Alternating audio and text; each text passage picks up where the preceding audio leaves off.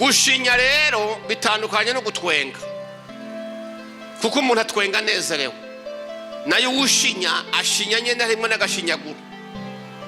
Imana ishimwe cyane, kandi mwe mubimenya da. Imana ishimwe. Hari intwengo z'ubwoko bwishi. Hari intwengo hatwenga ibishishwa byo hejuru y'amenyo gusa, ukamuze ngo umuntu yatwenze kumbe nawe yafukuye amenyo gusa. Ariko ibisi byo bitwenga, hatwenga umutima ni unezerwa, ugakomanda umunwa ukanezerwa ugatwenga.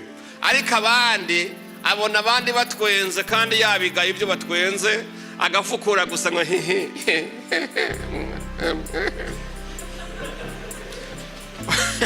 umuntu agatwenga isegonda imwe. Ari intwengo isegonda imwe mwabonye ibaho.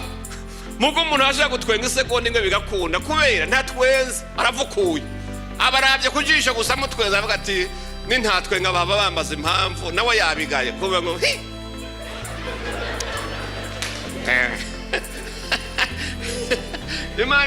Imana ishimwe cyane.